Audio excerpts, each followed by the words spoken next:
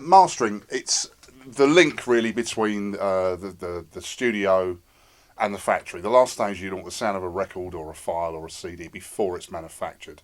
Final tonal balance, tape editing, cutting the countings off, sequencing, and musical changes are made in a room like this before you go off to manufacture, and also disc cutting. Vinyl records are back. Yeah, what will happen is we'll receive a finished stereo master. We work in stereo, not in stems or parts. We'll receive a finished stereo master from the mixer. Um, we'll then have a listen. Normally now it's a computer file, so we'll import the file, play it back, have a listen to it, and I work in this room for 12-hour stints at a time, so I know what's going on in here sonically. So I'll then give the client an overall opinion on how well the mix is balanced for this environment. They then generally they're here for that opinion, so we'll make it sound as it should do in here using the sonic tools that I have, and then capture it into another computer workstation. It's a bit like saying how important is it to finish the gloss paint all around your house when you just had the new house built? I mean, you wouldn't leave it, would you? You wouldn't spend £100,000 and 18 months making a record and then just chuck it out on the internet. It's the final point of QC, if you like, and check for tonal balance, for mix evaluation. It's a fresh pair of ears on something that a solo artist may have written it, recorded it, mixed it. Nobody else, not even the cat, has heard it. They'll want somebody with 30 years of listening to pop music to generate an opinion about it. So it's very important. It's easier with the evolvement of the computer age. There's so much stuff you can do now quickly, far quicker than you could do in tape days, because everything then was done in real time. Now you have undo on every computer, which is a godsend. You bounce mixes rather than copy them in real time, and you can access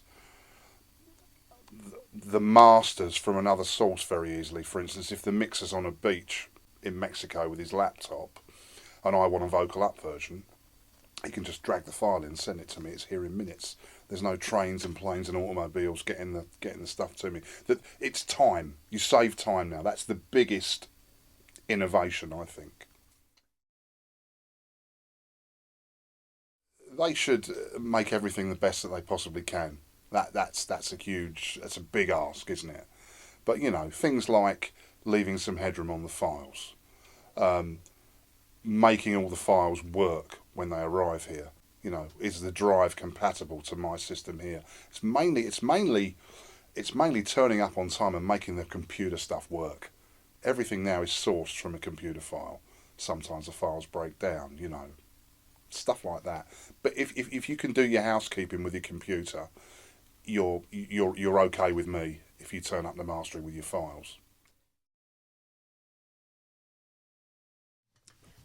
It's very rewarding when you work with somebody who's just starting, just signed. Coldplay, for instance, I did their first EP when they sat on the sofa and they were really green about what was going on, and to see what they've gone on to and achieve is brilliant. Um, I detect a northern accent with you, so that one, whole different class. That's in everybody's front room, certainly in your generation. I would say I'm very proud of that record.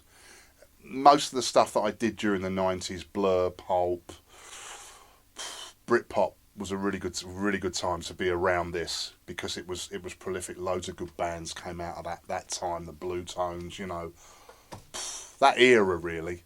I mean, there's loads. I mean, to mention them all would probably take quite a while. I mean, that might sound, but yeah, everything from around that time really. Yeah, Blue Monday, from a vinyl point of view, um, that's yeah, I mean that gets a lot of acclaim because it's the biggest selling 12-inch of all time, but it still gets played out and it sounds nice wherever. But I can remember that the mixes were bang on. So if the mix is good in, good out, if you've got great mixes and the cutting engineer captures it well, then the record's going to sound great. But I've cut lots of different dance records that are equally as good, but just didn't sell as many. You know, that's it. Yeah, You definitely.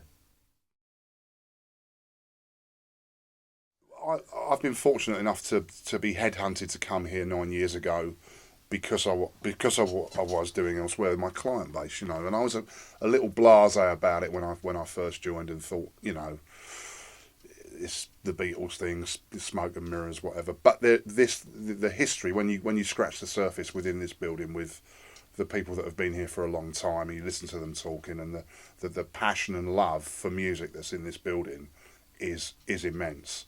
And what they've done before my time to achieve what they did for British pop music and music all over the world, but for British artists has been phenomenal. And you know, everybody that walks in here, they want to come here. They're smiling faces before I even start because it's Abbey Road, you know. And yeah, great.